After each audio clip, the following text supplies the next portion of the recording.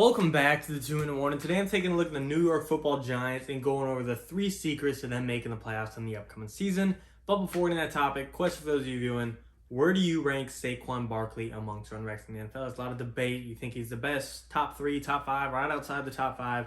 Where do you got him? Let me know and I'll give my answer at the end. Getting straight into it though, secret number 1 is going to go towards Daniel Jones. He needs to play like a top 20 quarterback in the league. Some of you, it depends who you are, Giants fan, not a Giants fan, just depends on your opinion on Daniel Jones. You may think top 20, that's all I need, that's not bad. And others of you might think Daniel Jones is the worst quarterback in the NFL. How is he going to jump 12 spots?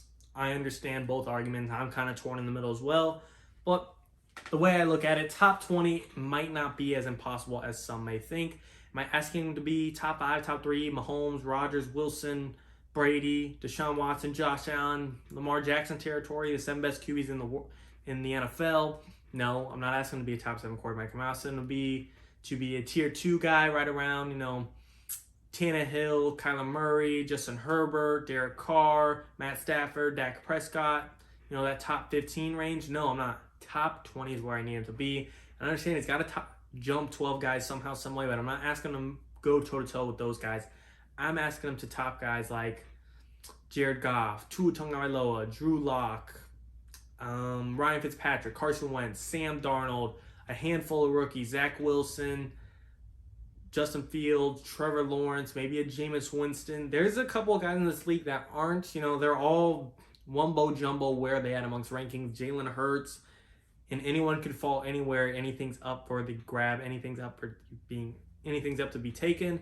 And Daniel Jones, it's not impossible to be top 20, especially with the weapons around him, but I need him to get there if they want to make the playoffs.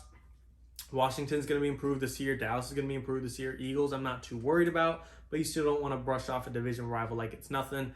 Still think the NFC East is the worst division, but I don't think we're going to see a below 500 team make it out of there this season. So the Giants, they're going to need some help from their star guy, Daniel Jones. I need him to play like a top 20 quarterback if they want to make the playoffs, but he's not alone. It's not like it's impossible to do this when you got a deep receiving core of your go up and get it guy, your physical guy, and Kenny Golladay, pretty good slot duo, Darius Slayton, Sterling Shepard, yards after catch playmaker, and Kadarius Toney.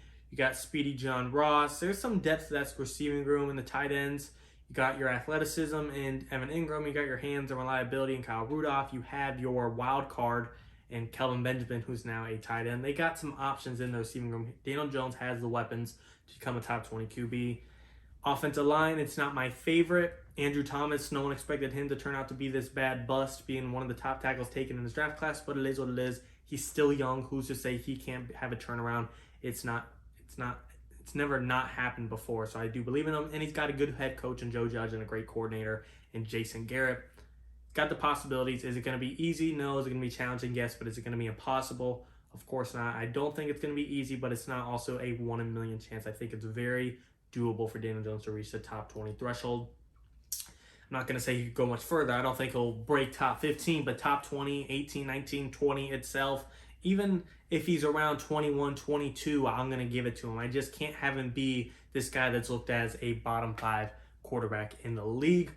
Number 2 on the list, though, is I'm probably going to need at least 2,100 total yards from Saquon Barkley. His rookie year, he got 2,000 yards total. I think in 17 games, being hungrier than ever, having a better system to work with, Joe Judge, Jason Garrett, having better guys to feed off, a better defense to rely on.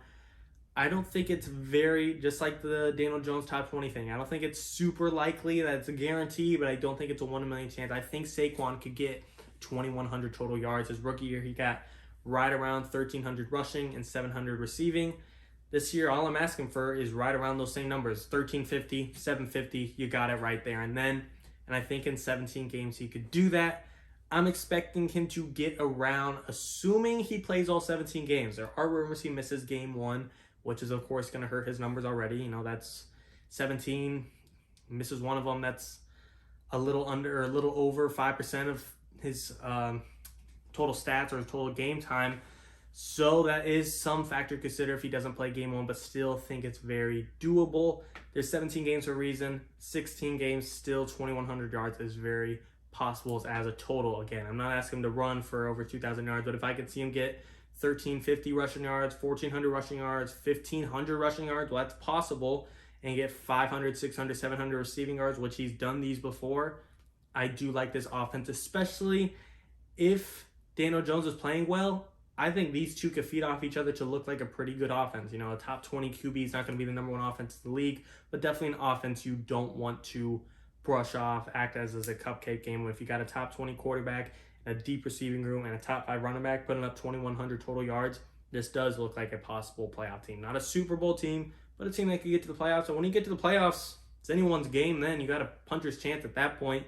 But the third secret to really confirm them to make the playoffs for me, and these are all in contingency of each other. They all have to overlap. They all have to happen. It's just not one of the three or two of the three. But the third one is they need to solidify themselves as a top 10 defense. On paper, I will give it to the Giants that they're probably a top 10 defense. I don't want to say top 5. There's just some tough defenses out there. Not in any order, but I'm going to go through the top ones. You got the Bucks, Rams, Steelers, Patriots, Dolphins, Ravens, Broncos, Vikings, Bears.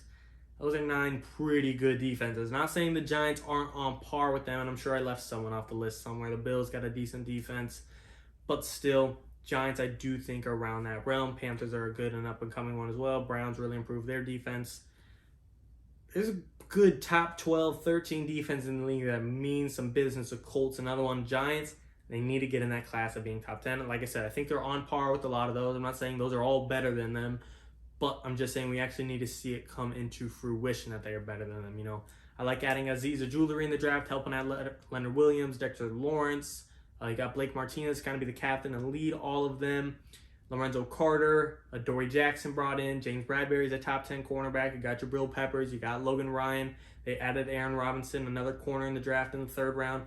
Giants have addressed their defense pretty good, in my opinion. Re-signing Leonard Williams, drafting Aziz Ojulari, drafting Aaron Robinson, adding Adoree Jackson. That's 4, I don't say new guys because Leonard Williams re-signed, but 4 guys they've really made a part of their defense, and therefore I do think they're in the running to be a top 10, but they need to actually make it happen. And they could be number 10. I'm fine with that. They just need to break that threshold and be in those rankings if they want to make a playoff run. When you got Washington, that was a team I left off in my list that I should have mentioned right away. Being in your own division, you got to keep up with the times on the defense. They could arguably have the best defense in the league, and the Giants, they got to get up there and be able to compete with them and go toe-to-toe, hold their own, and then let the offenses battle it out for who's the better team then. Again, that's why all these have to overlap, overlay, and just be in contingency of the other. Not 1 or 2 of these are going to get the Giants to the playoffs, but all 3, I feel like they'll definitely be in the hunt and have a great shot to make it there, make it out of this division. And depending on the wild card situation, the standing situation, who's to say we don't see 2 NFC East teams come out into the playoffs this year? Do I think it's likely? Probably not, but it's not impossible. And therefore, I think the Giants have a good chance to make it, especially if these 3 things happen. I think they have a great chance. You guys tell me that you agree or disagree. My secrets, just go over them one more time real quick. Daniel Jones needs to be a top 20 quarterback. Saquon needs to have a total of 2,100 yards or more. And the Giants need to have a top 10 defense. And then I think we'll be talking business for this team. And for back to the question today, where do I rank Saquon? To me, there's 6 running backs in the NFL that are all on their own pedestal, their own mantle, and not in any order. Derrick Henry, Christian McCaffrey, Dalvin Cook, Alvin Kamara, and Nick Chubb. Saquon, those are the top 6 guys. I don't care who you put in order where. I wouldn't put Saquon at number 1, but it's really hard to say he's better than Nick Chubb or worse than Alvin Kamara. It's just such a fine line between these guys. So one of them, they all have their pros and cons. I think Saquon could crack the top 5. I still think he might be in there today, but it's so close. I'm going to just say he's top 6 for me. You guys tell me where you got him. No, as always, and of course, thank you for watching, guys. 2 Minute Warning.